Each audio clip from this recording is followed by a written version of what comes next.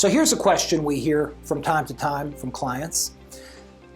I have health insurance, but my doctor is offering to not run my medical care for my car crash through health insurance and is simply willing to wait to get paid from the settlement. Well, gee, isn't that a good thing? Fact is, it probably isn't. What the doctor is really trying to tell you is, I don't want to fuss with health insurance. I don't want to submit my bills and get them repriced the way health insurance will usually reprice my bills down to something lesser than what I'm billing. I don't want to mess with the hassle of that. I simply want to take it out of your share of the settlement.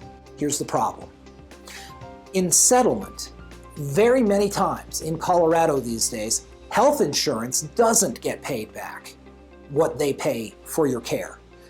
Very often that's the case. So if you're in a situation where your health insurance would be paying your medical care under normal circumstances, and then when you get a settlement, you get more of it, that's going to be better for you than a situation where you get less of your final settlement because the doctor has his hand out. Meanwhile, you have this perfectly good health insurance that doesn't get used. Probably not a good idea.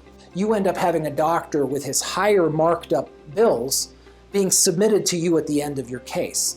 They usually will have you sign some kind of doctor lien, and they oftentimes become quite insistent on enforcing the terms. When the doctor is saying, what I really want to do is not reduce my bills at all, what he's essentially saying is, I want you to pay retail plus for the medical care you're getting from me, and I don't want to go through the perfectly good health insurance that you have that knows what are the usual and customary rates for the charges.